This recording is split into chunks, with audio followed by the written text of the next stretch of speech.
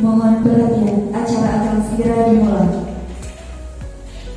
Yang terhormat Ibu Kepala SD nomor 3 Ungasan, yang kami hormati seluruh guru SD nomor 3 Ungasan. Om Swastiastu. Assalamualaikum warahmatullahi wabarakatuh. Salam sejahtera untuk kita semua. Puji syukur kami panjatkan kehadiran Tuhan Yang Maha Esa, karena atas berkat dan rahmat-Nya lah kita semua dapat berkumpul pada pagi hari ini dalam keadaan sehat dan walafiat dalam acara penyampaian berbagi pengalaman budaya positif di lingkungan sekolah oleh Ibu Nilo Sri Yuliani SPD, calon guru penggerak angkatan 11. Hadirin yang berbahagia, acara pertama yaitu pembukaan yang telah kita lalui bersama. Acara selanjutnya adalah doa. Baik Bapak Ibu, kami mohonkan untuk berdiri.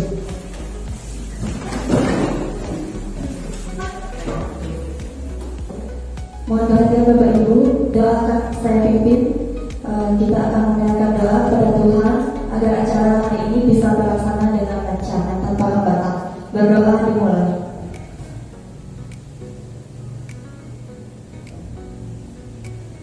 Baik, doa dapat diakhiri. Bapak Ibu, kami persilakan untuk duduk kembali. Acara selanjutnya, sambutan Ibu Kepala SD nomor 3 Ungasan kepada Ibu Nyoya Rosmi SPD MPD, kami persilakan.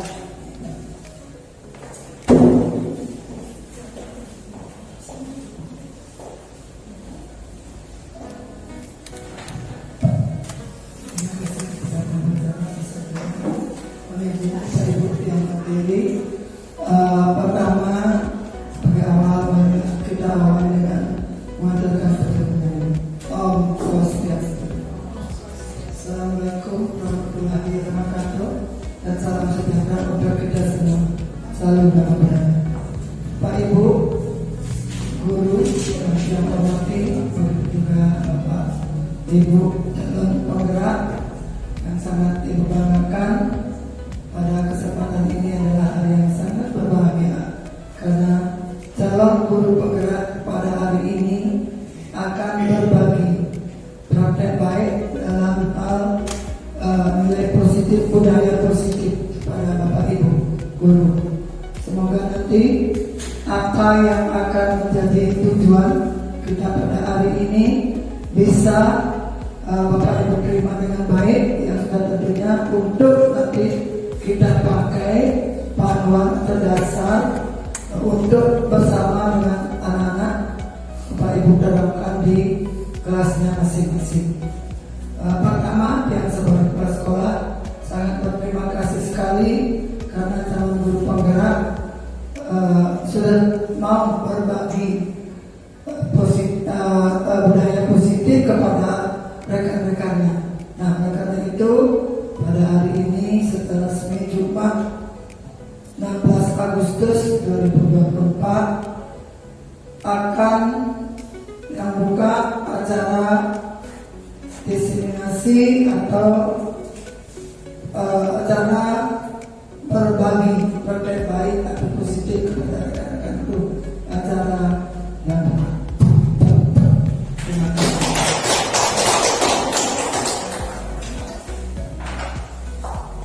Baik, terima kasih Ibu.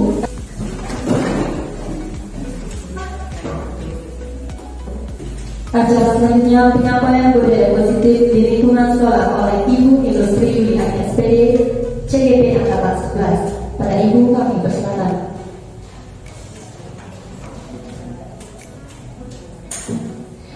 Baik, selamat siang Bapak Ibu semuanya. Terima kasih untuk waktu yang sudah diberikan oleh pembawa acara. Baik Bapak Ibu, pada siang hari ini ya, saya Nilo Sri Yuliani SPD CGP Angkatan 11 Kabupaten Bandung akan memberikan materi atau berbagi pemahaman dan pengalaman tentang budaya positif kepada rekan sejawat Bapak Ibu guru Baik, bisa dilanjutkan Bu Putri. Supaya lebih semangat, kita akan melakukan ice breaking dulu. Silakan Bapak Ibu berdiri.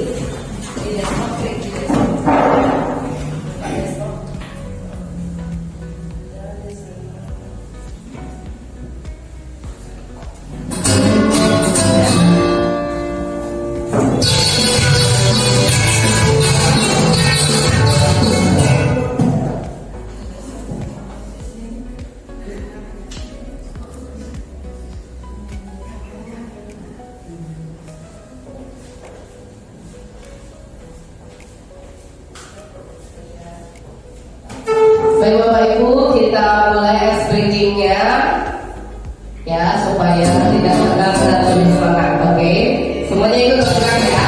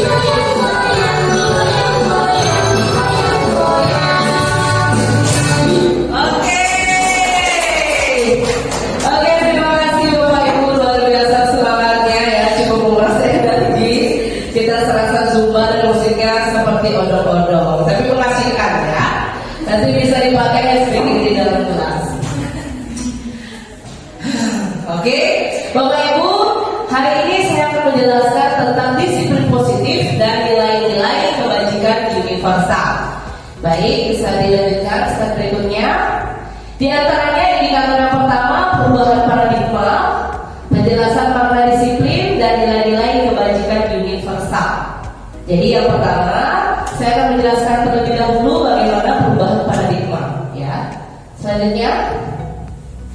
Nah, Bapak Ibu, perubahan paradigma ini seperti bagaimana sudut pandang kita zaman dulu dan sekarang. Jadi ada perbedaannya dari stimulus respon dan teori kontrol. Misalnya, realitas pada stimulus respon mengatakan bahwa kebutuhan kita sama, sedangkan pada teori kontrol realitas kebutuhan kita berbeda. Contohnya saja, misal kita memiliki seorang murid, dia memiliki kemampuan lebih di bidang matematika, sedangkan pada bidang bahasa Inggris mungkin agak sedikit kurang, ya. Jadi kita tidak bisa menyamakan antara si A yang pintar matematika dominan dengan si B yang pintar bahasa Inggris dominan. Jadi kita tidak bisa menyamaratakan. Mereka memiliki kebutuhan yang berbeda-beda. Dari sanalah bagaimana peran guru dalam memberikan stimulus yang baik untuk mengembangkan bakat yang mereka miliki. Selanjutnya, semua orang melihat hal yang sama, tapi teori kontrol Gontrol mengatakan setiap orang memiliki gambaran yang berbeda.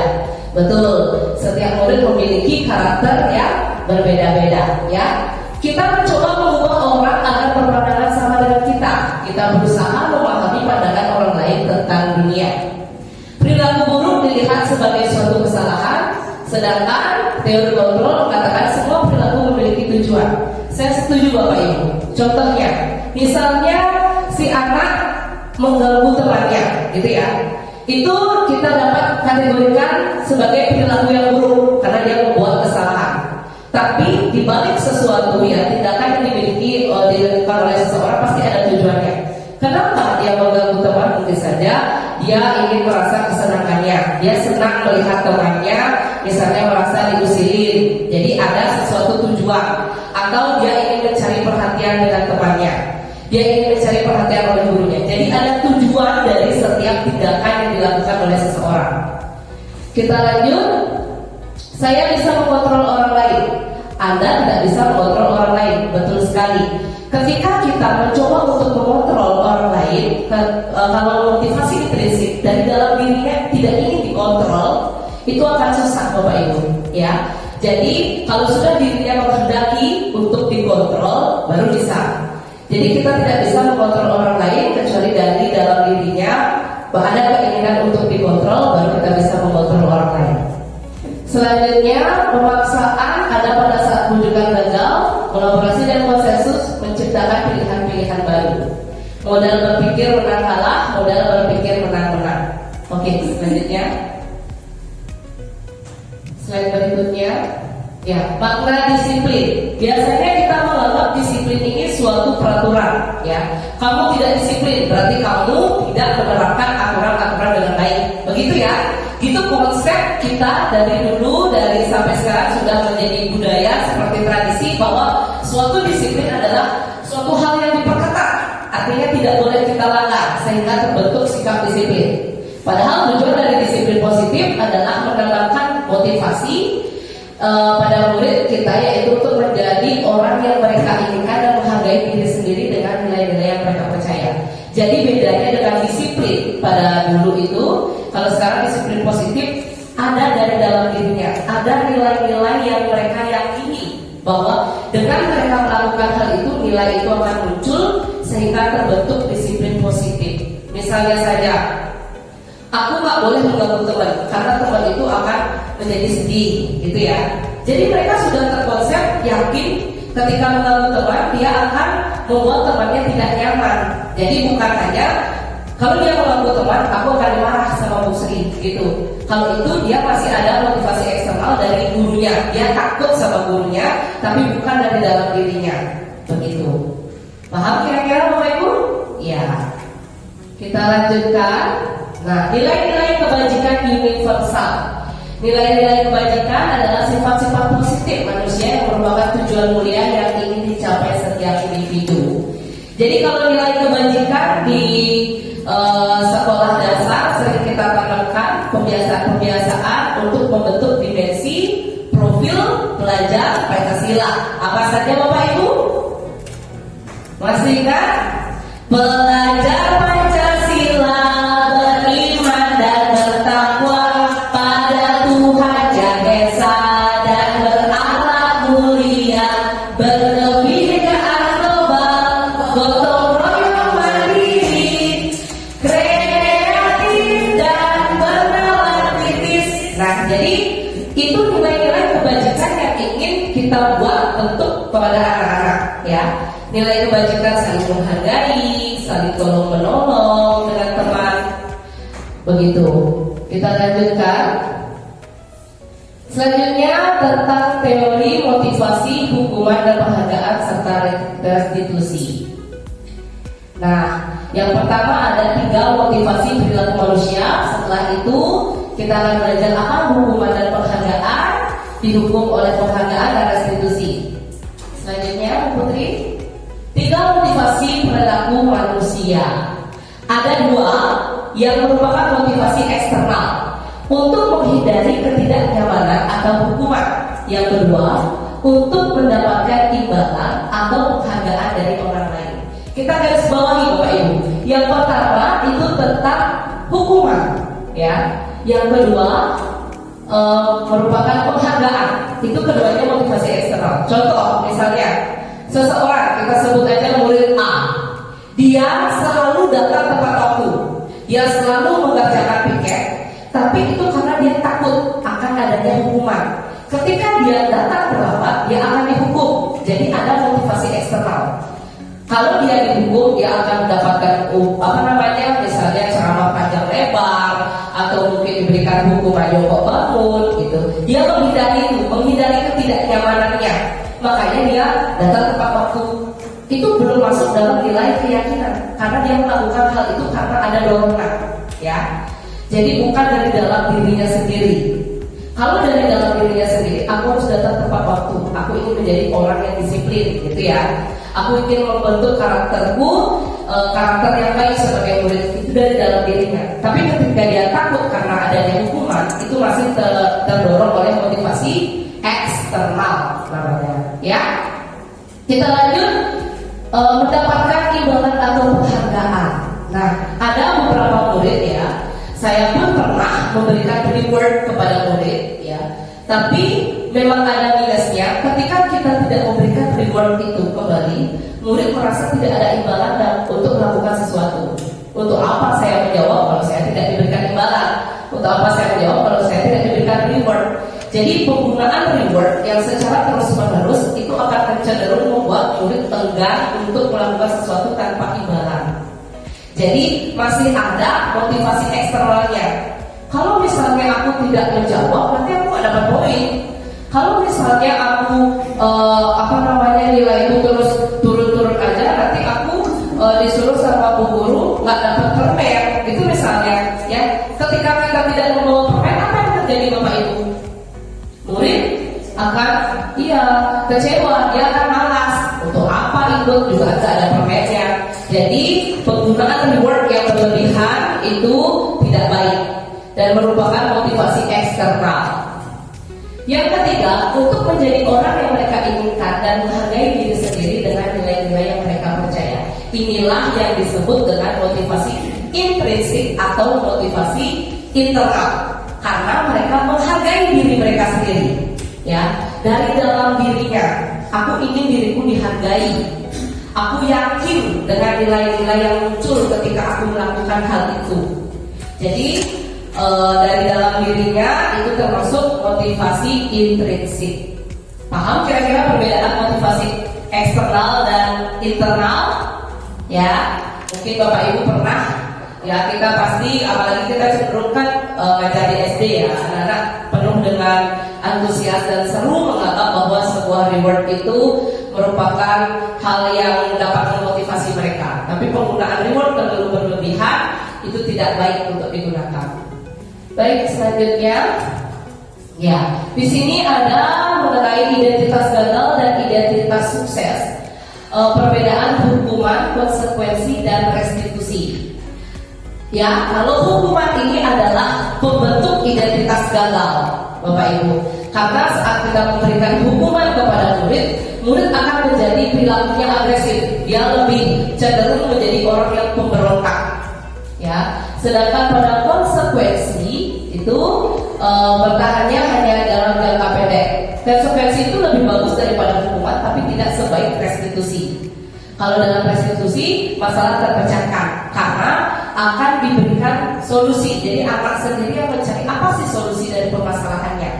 Jadi ketika mereka paham bahwa ini dapat terpecahkan dengan solusi ini, mereka akan terus menggunakan dalam jangka waktu yang panjang. Sedangkan kalau dalam konsekuensi, menggunakan dalam jangka waktu yang pendek. Ya, lanjut ya. Pada hukuman misalnya, peraturannya adalah kamu itu harus menjadi murid yang disiplin. Jadi ada suara yang lebih besar, keras ya, biasanya seperti menghardik.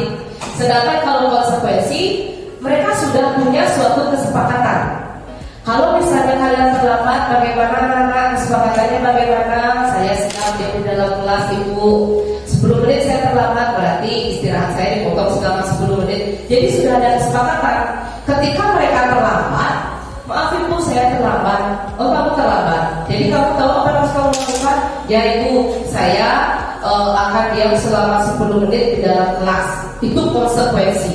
Sedangkan kalau hukuman itu seenak kita aja kasih hukumannya apa, walaupun mereka terlambat cuma 10 menit. Permisi ibu, saya terlambat 10 menit. Kamu itu sudah terlambat, pergi ke sana. Misalnya gitu ya, keliling lapangan 10 kali. Nah, itu tidak balance, nggak relevan antara memberi hukuman dengan apa yang telah dia lakukan. Jadi murid akan bertanya-tanya, kenapa saya harus keliling lapangan? Ya, sedangkan saya 10 menit saja terlambat gitu misalnya. Jadi kalau hukuman dia lebih menghardik, ya, mengharuskan, dan itu tidak relevan antara hukuman yang diberikan dengan kesalahan. Sedangkan kalau konsekuensi itu sudah ada kesepakatan. Tapi pada restitusi mereka akan ditanyakan apa keyakinan yang sudah mereka yakini. Kenapa kamu melakukan kesalahan itu? Ya, dan bagaimana solusi untuk memecahkan masalah tersebut? Itu masuk dalam restitusi. Masalah juga terselesaikan, mereka tidak menjadi memiliki identitas yang gagal. Baik, selanjutnya hukuman. Kalau ada hukuman, murid akan menjadi anak yang membenci. Ya, mungkin saya membenci pada gurunya karena diberikan kata-kata yang kasar, maksudnya suara yang besar dalam memberikan hukuman, dan hukuman yang tidak relevan. Sedangkan pada konsekuensi, murid juga bisa menghormati sesuai dengan kesepakatan yang sudah dibuat. Sedangkan pada restitusi, murid juga akan merasa dihormati dan merasa dirinya menjadi seseorang yang sukses, gitu ya, setelah menyelesaikan permasalahan yang dimiliki. Kita lanjut. Baik, sekarang saya akan menjelaskan keyakinan kelas, Bapak Ibu. Nah, pada keyakinan kelas, keyakinan yaitu nilai-nilai kebajikan universal yang disepakati secara tersirat dan tersurat. Nilai-nilai kebajikan bahwa menekankan pada keyakinan seseorang akan lebih memotivasi seseorang dari dalam. Ya, seseorang akan lebih tergerak dan bersemangat untuk menjalankan keyakinannya daripada hanya sekedar mengikuti serangkaian peraturan tertulis tanpa makna. Mengapa harus keyakinan kelas? Kenapa tidak peraturan kelas saja? Kalau keyakinan itu didasarkan dari diri mereka dan disepakati antara guru dan murid. Jadi mereka berkolaborasi, setujukah dengan yakinkah bahwa nilai ini akan kalian munculkan nanti? Yakinkah kalian untuk menciptakan pembelajaran seperti ini anak-anak? Jadi ada, ya, kolaborasi antara guru dan murid. Sedangkan kalau dari peraturan, bisa saja hanya sepihak dari kepala sekolah, misalnya memberikan harus menggunakan suatu hitam, harus datang 15 menit sebelum bel sekolah. Jadi itu peraturan. Mereka ikut mematuhi peraturan tersebut, tapi tidak tergerak dari dalam hati mereka. Jadi mereka kurang meyakini nilai-nilai kebajikan universal. Peraturan cenderung, ya, termotivasi dari motivasi eksternal, sedangkan keyakinan kelas itu terdorong dari motivasi internal. Baik, selanjutnya. Nah, prosedur membuat keyakinan kelas. Saya yakin Bapak Ibu di sini sudah semua pernah membuat keyakinan kelas, ya Bapak Ibu. Yang pertama, kita mempersilahkan warga sekolah atau murid-murid di kelas untuk mencurahkan pendapat. Nah, biasanya kita menggunakan sticky note, ya. Jadi kita tulis apa sih yang mereka inginkan, atau boleh yang sederhana di papan tulis satu orang maju apa keyakinan yang ingin dibuat. Misalnya datang tepat waktu. Nah, saat membuat keyakinan kelas ini kita harus menggunakan kalimat positif. Kalimat positif itu yang bagaimana? Yang menghindari kata jangan, tidak, dilarang, itu ya. Itu kalimat negatif. Misal tidak datang terlambat, diganti menjadi datang tepat waktu. Tidak membuang sampah sembarangan, diganti ya buang sampah pada tempatnya, atau jagalah kebersihan kelas, menjaga kebersihan kelas, gitu ya. Tidak mengganggu teman, diganti menjadi saling menghormati teman, saling menghargai teman. Jadi dari sana, ketika mereka sudah memiliki keyakinan dari dalam diri mereka, selanjutnya Bu Putri, barulah tahap keempat, kita tinjau kembali daftar curah pendapat yang sudah mereka catat, yang sudah mereka berikan. Setelah keyakinan sekolah kelas dibuat, maka dipersilakan meninjau ulang kembali. Jadi kita pilih Bapak Ibu mana saja yang termasuk dalam nilai-nilai kebajikan universal. Misalnya seperti saling menghormati, dipilah ya, yang setuju dengan saling menghormati, datang tepat waktu yang mana, melaksanakan piket yang mana. Nanti setelah sudah selesai ya, baru kita tinjau ulang, kita yakini apakah mampu mereka melaksanakan keyakinan kelas tersebut begitu.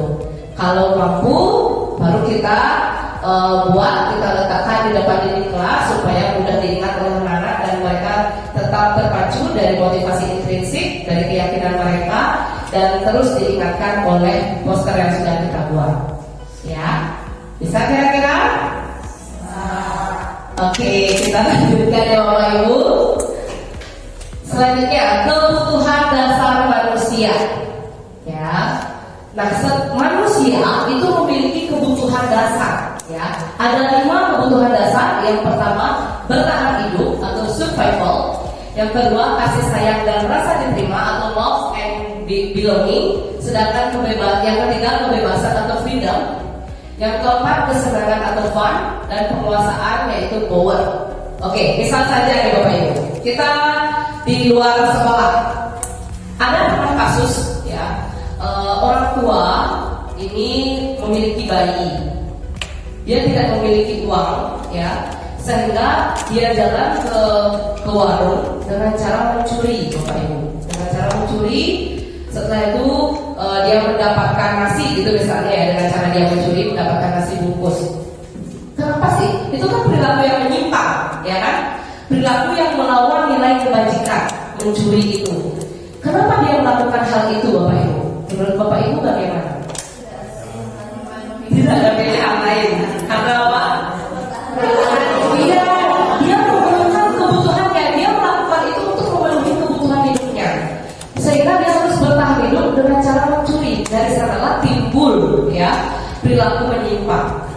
Contoh lagi, misalnya seorang murid ya di rumahnya mungkin cenderung jarang diajak berbicara dengan orang tuanya atau jaranglah bersosialisasi dengan orang-orang yang ada di rumahnya. Ya, ketika di sekolah dia sering mengganggu teman-temannya, ya sering mengganggu teman-temannya. Ada rasa kesenangan, ada rasa membutuhkan kasih sayang. Karena ini kurang terpenuhi, terbentuklah sikap-sikap menyimpang dari nilai kebajikan. Kalau pada penguasaan, mungkin di rumah dia jarang dipuji atau diberitahu oleh ibunya, misalnya mampu menjawab pertanyaan matematika, gitu ya. 1 tambah 1 sama dengan 2, tapi tidak pernah diapresiasi oleh orang tuanya. Ketika di sekolah, ya, dia juga tidak diapresiasi oleh gurunya. Otomatis apanya yang kurang? Dia merasa kesal. Aku bosan berada di kelas karena setiap aku menjawab dengan benar, tidak ada apresiasi dari gurunya. Ya, mengatakan, oh kamu sudah bisa nak, ini sudah benar jawabannya. Ya, jadi dia membutuhkan apa itu, Bapak Ibu? Apanya yang kurang? Apanya? Kasih sayang. Penguasaannya juga ya. Dia butuh pengakuan bahwa dirinya juga bisa. Jadi kebutuhan dasar manusia ini merupakan kebutuhan mutlak yang ada dalam diri manusia. Termasuk kita juga sebagai guru pasti pernah merasakan ini ya. Ada beberapa kebutuhan yang belum tercukupi. Oke, selanjutnya posisi kontrol.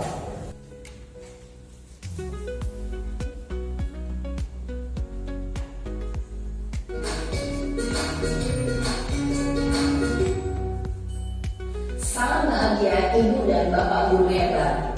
Dalam penerapan disiplin positif restitusi, salah satu program yang dikembangkan adalah 5 posisi kontrol.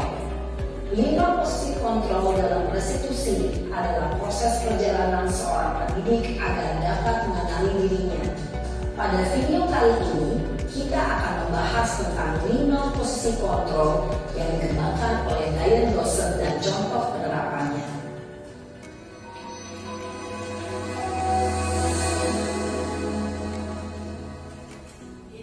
5 posisi kontrol itu adalah 1. Posisi penghukum, 2. Posisi pembuat rasa bersalah, 3. Posisi teman, 4. Posisi pemantau atau monitor, dan 5. Posisi manajer.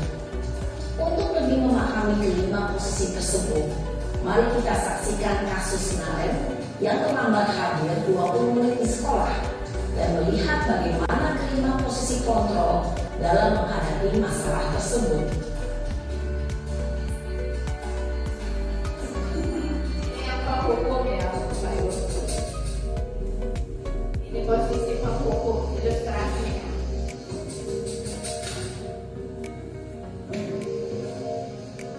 Naren! Sini kamu! Selamat pagi, Bu. Selalu terlambat. Kamu deh, pasti terlambat. Maaf, Bu. Saya Apa? Apa coba? Alasan kamu apa lagi? Kapan sih kamu tidak terlambat? Malas sekali ya kamu jadi anak. saya Dasar pemalas. Gak kapok-kapok sih kamu. Sudah berapa kali terlambat? Sana, kamu keliling lapangan basket 2 kali. kenapa saya harus ke lapangan basket, Bu? Kenapa?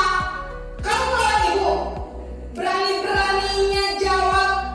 Sudah terlambat, masih berani jawab pula.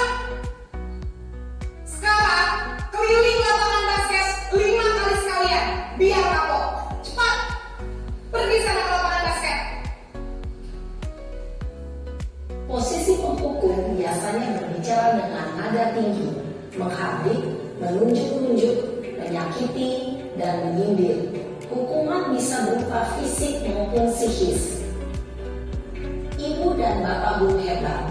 Dampak yang terjadi pada murid ketika guru berada pada posisi penghukum adalah murid cenderung akan memberontak, bahkan menyimpan dendam.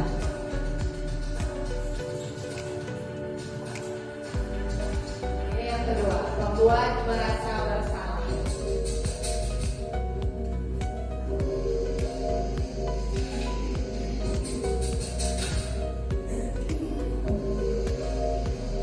Naren!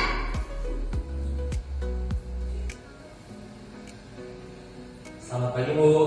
Naren, kamu kenapa terlambat lagi, nak? Ya Tuhan, Naren, kamu senang ya bikin ibu susah ya? Kalau kamu terlambat lagi, nanti ibu yang ditegur bapak kepala sekolah, nak. Disangka ibu tidak bisa membina kamu. Duh, gimana ini? Maaf, Bu. Duh, Gusti Naren, kamu suka ya kalau ibu tegur bapak kepala sekolah?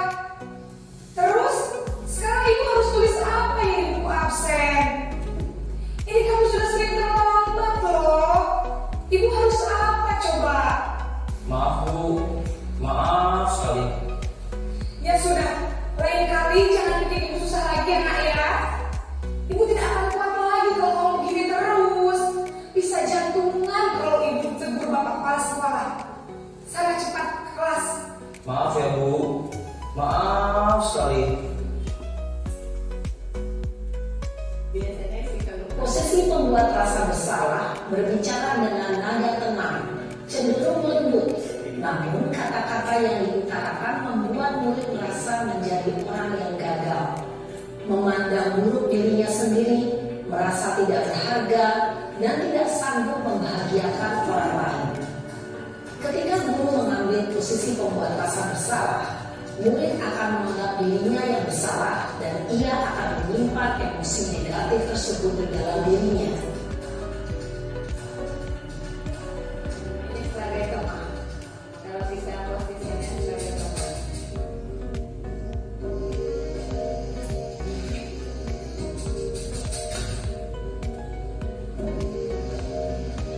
Naren!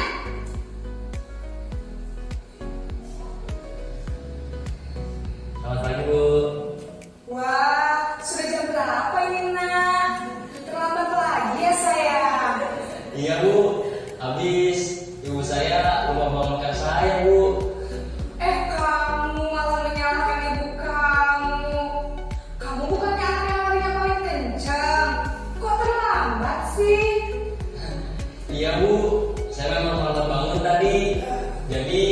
Biarpun saya lari kencang, tetap gak kencang Bu. Ya sudah sana, nanti lain kali larinya lebih kenceng lagi ya, biar gak terlambat lagi. Bikin seneng ibu, demi ibu, bisa kan? Bisa lah Bu. Ya sudah sana masuk kelas, ibu beresin urusan absen kamu. Kamu ini ada-ada saja. Dalam posisi teman, guru berbicara dengan nada suara ramah, akrab, cenderung bersenda gurau untuk menjaga suasana tetap santai. Murid akan merasa senang, aman, dan akrab dengan guru. Identitas yang tercipta adalah identitas sukses atau berhasil. Namun, perlu diingat, karena ini masih dorongan eksternal, maka ada faktor ketergantungan dari murid kepada orang tertentu. Di sini, guru absennya, sehingga di lain waktu, murid bisa berperilaku baik, namun hanya kepada orang-orang tertentu saja. Ini monitor, mantau.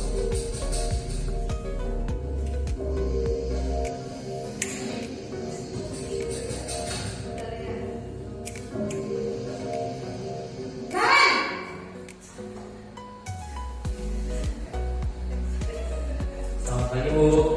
Nah, Ren, apa peraturan sekolah kita tentang jam berapa kita harus masuk sekolah, nak? Kita harus di sekolah jam 7 Bu. Iya, betul. Sekarang sudah jam 7.20. Naren sudah tahu konsekuensinya jika terlambat hadir. Paham Bu. Saya harus tinggal kelas pas jam istirahat selama 20 menit. Iya, benar. Konsekuensinya demikian. Jadi nanti jam 9.30 pas istirahat, kamu harus tinggal di kelas, kerjakan tugas tambahan untuk ketertinggalan kamu, ya? Baik Bu. Posisi pemantau mengandalkan penghitungan atau data untuk mengontrol murid. Guru mengarahkan murid berdasarkan peraturan dan konsekuensi. Seorang pemantau menunjukkan bahasa tubuh dan ekspresi wajah yang datar dan cenderung formal.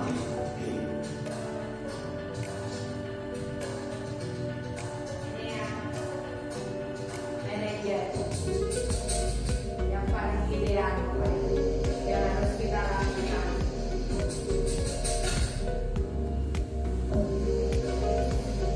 Naren!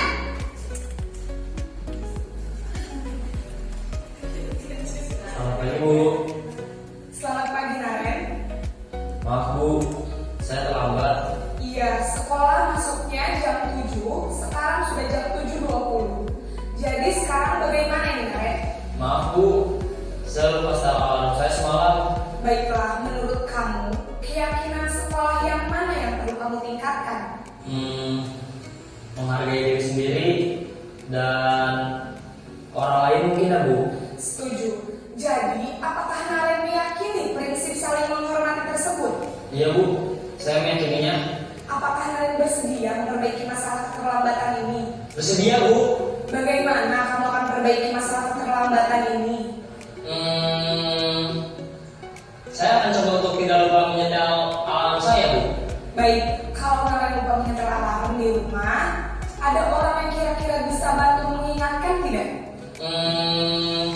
Ada Bu, kakak saya, Kak Emma. Ada lagi selain Kak Emma? Selain Kak Emma, ada ibu saya. Baik, jadi yang mengingatkan Naren adalah Kak Emma dan ibu kamu ya? Kira-kira akan mulai setel alarm kapan nih, Naren? Setelah pulang sekolah, akan segera saya lakukan. Baik, jadi Naren akan setel alarm untuk bangun besok pagi dan akan diingatkan oleh kakak dan ibunda Naren ya. Ada lagi yang mungkin perlu dilakukan, Naren, agar tidak terlambat bangun lagi. Tidak ada Bu.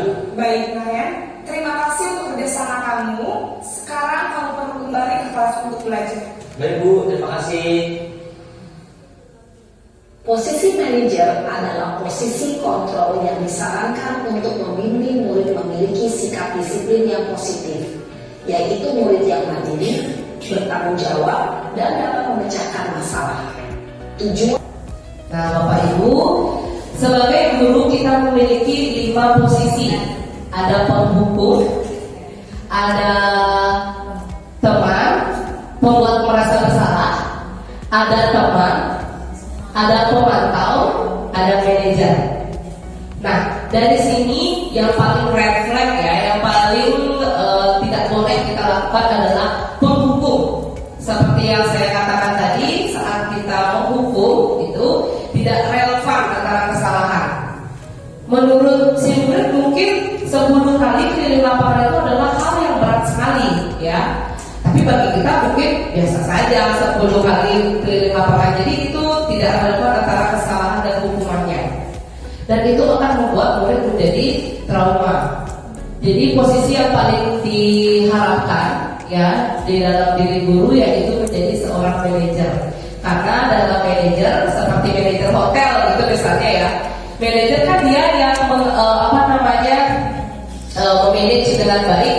Bagaimana kalau ada kendala dia mampu mengajak rekannya untuk menyelesaikan masalah tersebut. Sama juga seperti kita posisi di sekolah, jika ada perilaku yang menyimpang atau kesalahan yang dimiliki oleh murid, bagaimana cara guru untuk memanage ya, memberikan murid tersebut agar mampu menyelesaikan permasalahannya. Mungkin Bapak Ibu di sini ada yang berbagi pengalaman sebelumnya memiliki posisi kontrol yang seperti apa?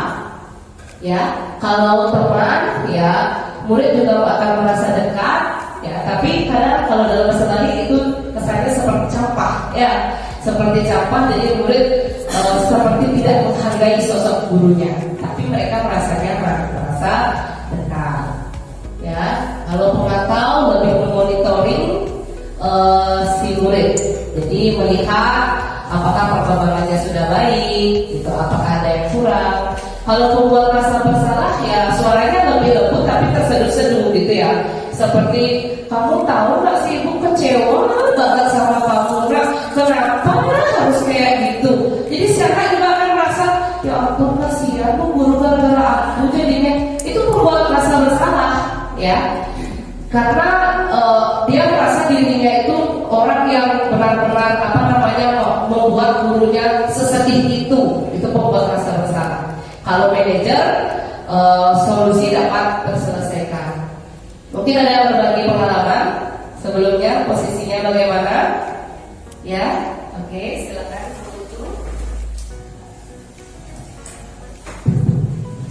Baik, terima kasih Bu Sri untuk waktunya. Di sini saya mengajar di kelas 1.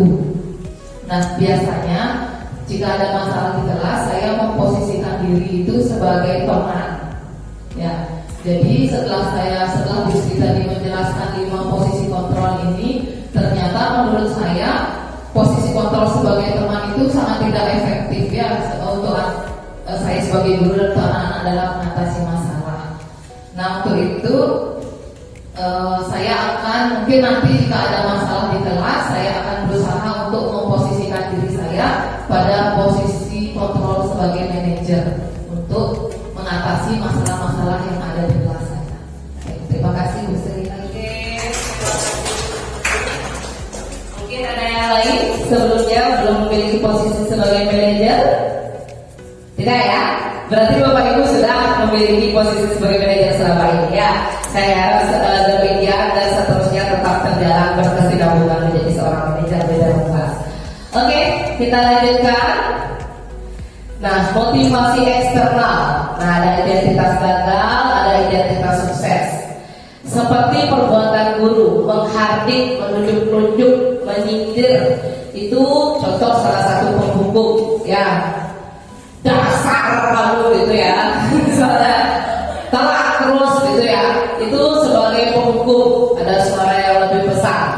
Kalau membuat rasa bersalah, berceramah ya, teman membuat alasan-alasan untuk murid-muridnya, pemantau menghitung dan mengukur ya, biasanya seperti itu.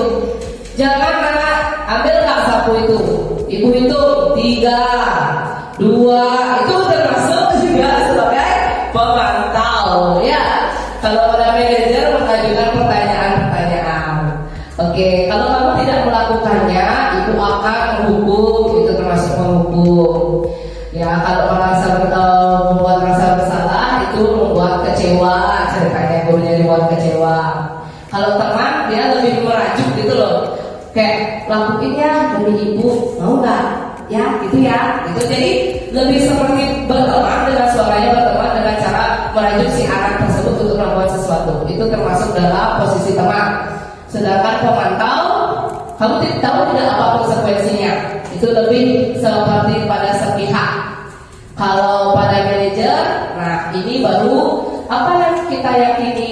Apa kamu meyakini hal tersebut? Kalau kamu meyakininya, berarti kamu mau kan memperbaiki masalahnya. Itu posisi manajer. Jadi ada keinginan dari dalam murid sadar akan nilai-nilai kebajikan. Oke, selanjutnya. Nah, hasilnya kalau misalnya sebagai penghukum, murid akan menjadi pendendam, memberontak, ya. Kalau pembuat merasa bersalah, dia akan berbohong biasanya. Kalau teman ketergantungan, misalnya kalau tadi Bu Putu sebagai teman berada di dalam kelas, murid-murid kan merasa nyaman dengan kehadiran Bu Putu, ya. Ketika misalnya guru lain masuk ke dalam kelas, dia akan enggan mengikuti perintah dari guru yang lain karena dia merasa dirinya tidak nyaman, tidak ada klik dengan guru tersebut. Jadi seperti itu, adanya rasa ketergantungan. Nah, kalau pemantau menyesuaikan bila diawasi. Kalau seandainya si guru ini datang, baru aku mau mengerjakan tugas ini, gitu ya. Karena dia terus dilihat. Sedangkan kalau guru lain datang, juga ini nggak diawasi, kita nggak usah lakuin, tidak usah kita kerjakan. Kalau manajer, ya menguatkan watak dan karakter. Nih, silakan dilanjutkan, Bu Putri. Ya. Selanjutnya kita belajar restitusi. Restitusi adalah proses menciptakan kondisi bagi murid untuk memperbaiki kesalahan mereka sehingga mereka bisa kembali pada kelompok mereka dengan karakter yang lebih kuat. Restitusi ini, ya Bapak Ibu, bisa kita praktekkan, ya, lanjutkan dengan menggunakan segitiga restitusi. Ada 3 langkah dan ini tidak boleh diacak, ya. Yang pertama, menstabilkan identitas. Kita semua akan melakukan hal terbaik yang kita lakukan. Yang kedua, validasi tindakan yang salah. Yang ketiga, menanyakan keyakinan. Jadi saya kebetulan menemukan kasus, ya Pak Ibu, di dalam kelas, gitu ya. Seperti waktu ini murid saya ada yang mengganggu teman. Yang pertama, tahapan yang saya lakukan adalah menstabilkan identitas. Jadi jangan buat murid itu merasa udah khawatir dan takut banget saat dipanggil guru. Kita tenangkan dulu dia, ya. Sebut saja murid saya misalnya si K, dulu depannya K. Kamu tahu tidak kenapa ibu memanggil kamu kesini, gitu ya.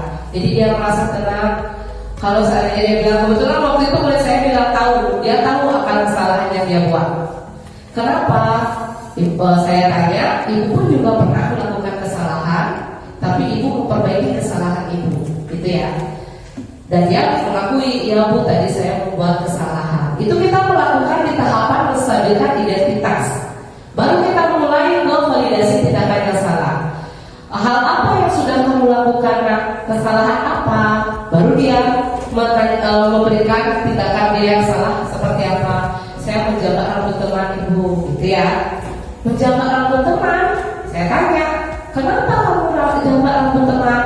Nah, kembali lagi ke Bapak Ibu tadi, 5 kebutuhan dasar yang dia mungkin ada yang tidak terpenuhi, makanya dia melakukan hal itu. Saya tanya, kenapa kamu menjaga teman? Ya Bu, saya merasa senang. Saya merasa seru ketika melihat teman saya itu nangis, gitu ya. Jadi ada rasa kesenangan, kebutuhannya yang kurang terpenuhi, makanya dia melakukan hal itu. Setelah itu kita validasi tindakan yang salah, kita beritahu bahwa perilaku tersebut merupakan perilaku yang salah, merugikan kamu dan temanmu. Itu tidak boleh dilakukan. Baru kita masuk ke tahapan ketiga, yang yaitu menanyakan keyakinan. Bagaimana? Apakah kamu ingat dengan keyakinan kelas yang kita buat? Gitu ya, kita tanyakan keyakinan. Baru dia mengatakan, ya saya ingat ibu, keyakinan kelas kita apa saja? Datang tepat waktu, saling menghargai, saling menghormati. Apa yang kamu langgar di keyakinan kelas tersebut? Saya tidak menghormati teman saya ibu, saya kurang saling menghormati. Betul, ya. Jadi kita sudah tahapan menanyakan keyakinan, lalu kita cari solusi Apa kira-kira solusi yang cocok? Kira-kira dari kesalahan kamu, baru dia sebutkan, saya harus meminta maaf ibu dan saya tidak akan mengulangi kesalahan itu lagi. Jadi hasilnya bagaimana Bapak Ibu? Tanpa melalui hukuman, ya, kita mampu memecahkan suatu masalah, ya, sehingga murid tersebut tidak merasa menjadi individu yang gagal, ya. Dia sukses mampu memecahkan masalahnya dan dia mampu memperbaiki kesalahan-kesalahannya, sehingga nilai-nilai kebajikan yang tadi kita katakan dapat muncul dari dalam dirinya sebagai motivasi intrinsik. Jadi saling berkaitan, ya Bapak Ibu. Baik, seandainya nanti kalau Bapak Ibu ada masalah di dalam kelas, mungkin Bapak Ibu bisa menggunakan segitiga restitusi dan menggunakan posisi kontrol sebagai manajer, ya. Sebagai guru yang ideal, kita harus menempatkan diri sebagai manajer dan menyelesaikan permasalahan menggunakan segitiga restitusi. Oke. Nah, ini tadi yang sudah saya jelaskan. Ada 3 tahapan, ya. Kamu bukan satu-satunya yang pernah melakukan ini, itu menstabilkan identitas, menenangkan dia dulu. Ya, adakah cara lebih efektif untuk mendapatkan apa yang kamu butuhkan? Ya, kita telaah apa sih kebutuhan yang dia kurangi.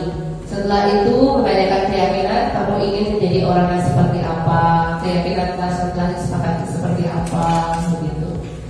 Lanjut. Oke, Bapak Ibu, sekian presentasi dari saya, berbagi pengalaman. Mungkin Bapak Ibu di sini bisa menyampaikan ada pertanyaan, ya, ataupun memberikan tanggapan dan masukan. Saya persilakan. Baik, selanjutnya ada yang mau memberikan tanggapan mungkin?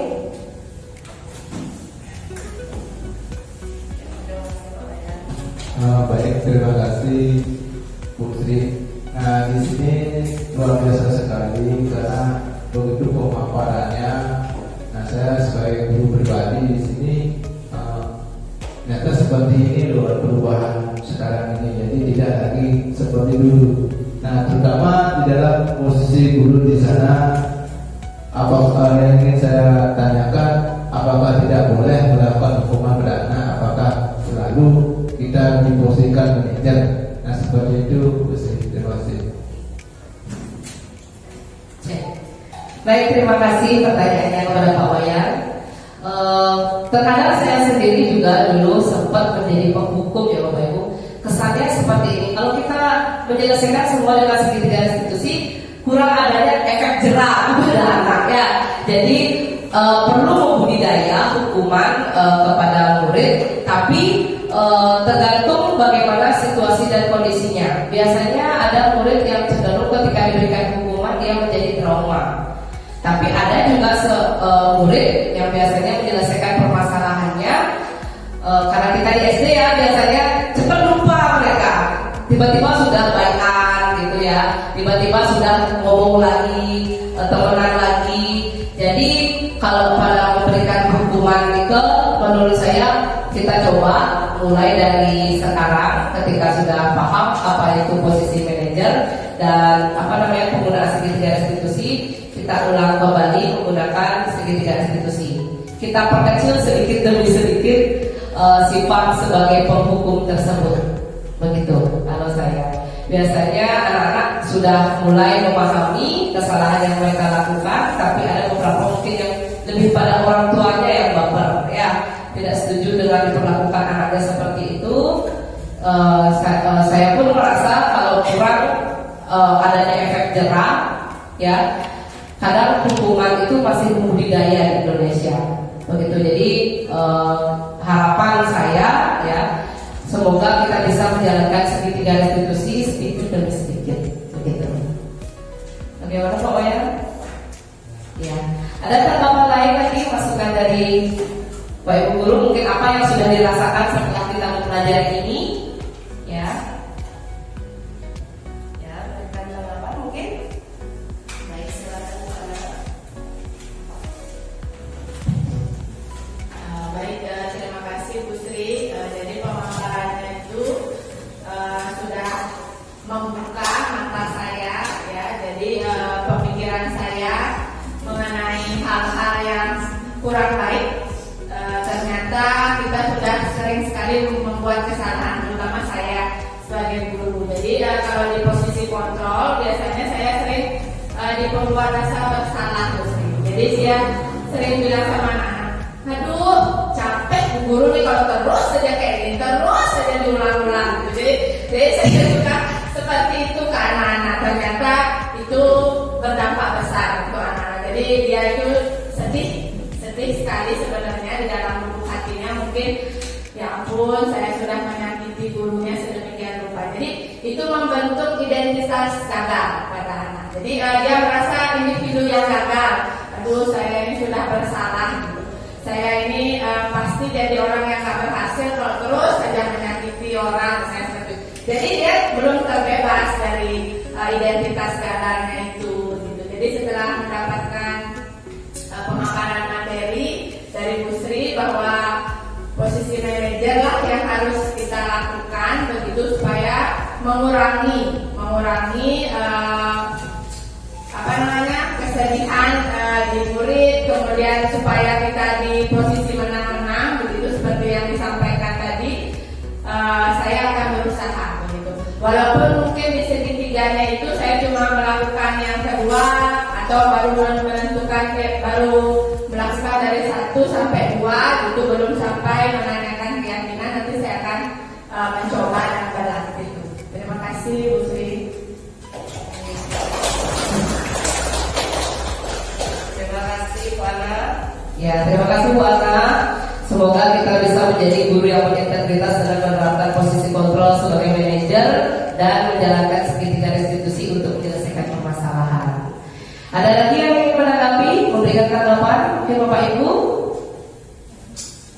Baik, kalau sudah, saya serahkan kembali ke pembawa acara.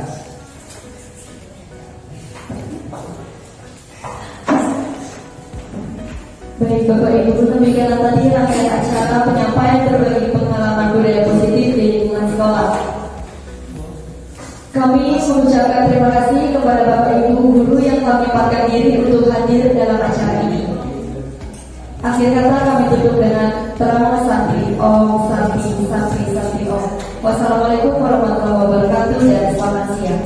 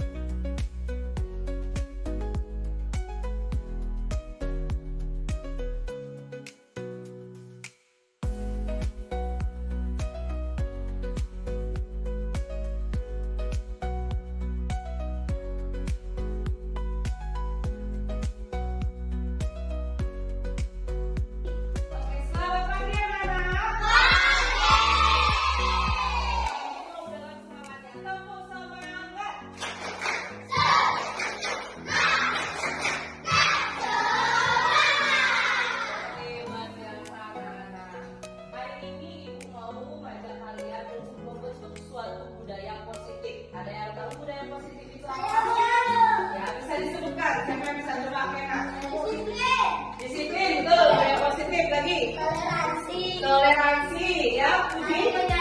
Saling menyayangi. Lagi? Apa, Intan? Ya. Saling membantu teman. Lagi? Tolong menolong. Lagi? Saling menghormati. Betul kan? Jadi semua itu merupakan budaya positif. Nah, jadi budaya positif itu adalah suatu nilai-nilai kebajikan ya yang harus kita terapin di sekolah ya.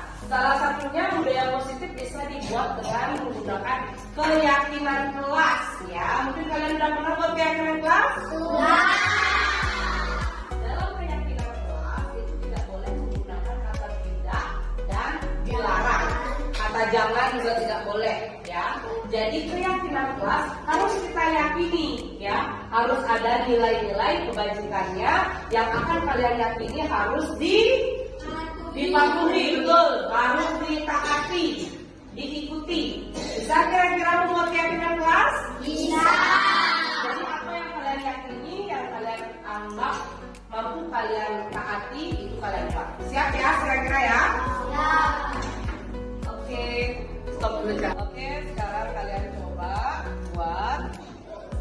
keyakinan kelas. Tidak boleh menggunakan kata Jangan. dilarang. Tidak boleh ya. Boleh buat lebih dari satu, boleh. Budaya positif apa yang kalian yakini, ya? Apa kira-kira yang kalian pengen di kelas supaya terbentuk pembelajaran yang nyaman, aman, menyenangkan, ya? Oke, ditulis ya. Oke, sekarang dimulai dari kelompok ini dulu. Silakan ditempel keyakinan yang diyakini akan diikuti. Keyakinan kelas. Oke, bebas. Gimana saja boleh. Nanti kita akan pilih-pilih ya. Oke, gimana saja boleh.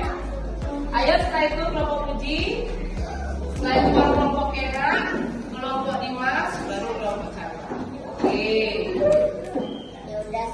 Ya, soalnya kan pada depan jadi lebih gampang. Ya.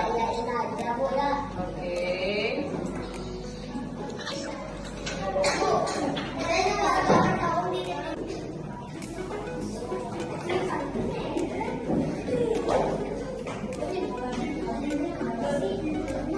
Oke.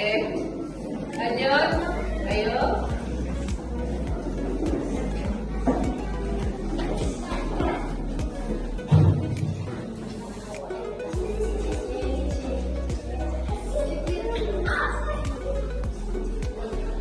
Yuk, kelompok Chandra. Ambil punya Caca juga tempel.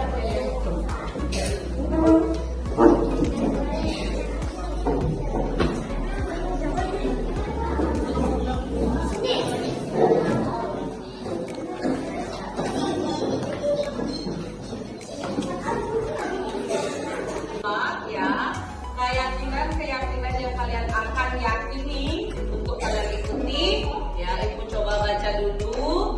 Nanti kita akan pilah-pilah anak-anak ya, yang mana termasuk nilai kebajikan saling menghormati, mana yang saling menghargai, mana yang mentaati kata aturan kata tertib di sekolah, ya. Kita pilah-pilah. Kairan, buang sampah pada tempatnya. Oke, ini pada peraturan ya, taat aturan. Buang sampah. Kita lanjut, datang tepat waktu. Betul. Menolong teman, berarti saling menghargai ya, menolong teman. Setelah itu ini pada kebersihan. Jadi kalau membuang sampah pada tempatnya itu termasuk tindakan menjaga kebersihan. Oke, ya. Toleransi, betul. Saling toleransi berarti saling menghargai ya. Datang tepat waktu. Membuat kelas tertib. Oke. Menggunakan atribut lengkap, betul. Menggunakan atribut lengkap. Ya. Makan di luar kelas. Menghormati guru. Di depan, makan di luar kelas, saling menyayangi, betul sekali. Siapa itu kira-kira? Oke. Pintar-pintar ya, kelas 4B menghormati guru saat menjelaskan, betul. Oke anak-anak, karena semuanya sudah kita pilah-pilah, pintar banget ya, kalian sudah menggunakan kalimat positif. Jadi tidak ada kata tidak, jangan, dan dilarang. Di sini bisa kita simpulkan apa saja tadi anak-anak? Nilai kebajikannya saling menghargai ya. Ya, saling menghargai, menyayangi. Toleransi. Ya, menjaga kebersihan. Dulu toleransi, datang tepat waktu. Oke. Datang tepat waktu itu sama juga mentaati aturan ya. Oke, kita pakai mentaati aturan ya. Mentaati aturan. Mentaati tata tertib sekolah. Ya. Oke. Apa lagi?